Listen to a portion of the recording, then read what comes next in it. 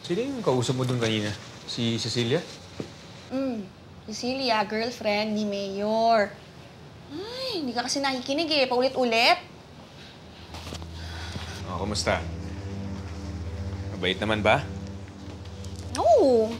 Mabait naman siya. Friendly. Siya kausap. Ay, alam mo ba? Ito nga, nagulat ako. Sabi ni Cecilia, ang bango daw ng buhok ko. Eh di, sabi ko sa kanya, conditioner ko lang yun. Eh, ayaw pa nga maniwala eh. Kaya, yun, binigay ko sa kanya yung conditioner ko. Di naniwala. Ano? Binigay ko yung conditioner ko sa tao. Ulit-ulit? Eh naman tayo eh. Ang bingi.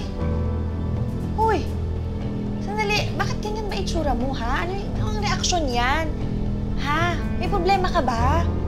Conditioner ko yun, di ba? So okay lang naman, nagbigay ko sa tao. Akin yun eh. Dayan. Oh. Dayan, may kailangan kang malaman. Emil? Anong ginawa mo? Dayan, gusto ko lang naman mabigyan ka ng magandang buhay. Maniwala ka sa akin, hindi ko ninakaw yun. Nakita ko lang sa ilalim ng mesa.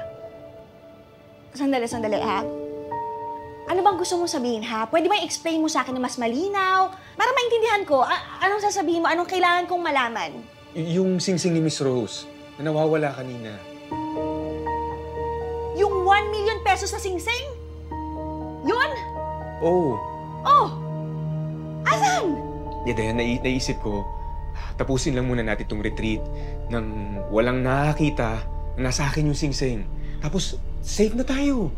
Kaya ko nga ito tinago eh. Okay. Sandali. Tinago mo saan? Huwag mong sabihin. Emil! Tinago mo dun sa conditioner ko, kaya mo hinahanap? Ha? Yung conditioner na binigay ko kay Cecilia? Diyos ko naman, Emil! Kapag nakita yun ni Cecilia, guilty kagad tayo. Lalo na ako, anong isipin nun? Tayong suspensya. Diyos ko, Emil, ewan ko sa'yo.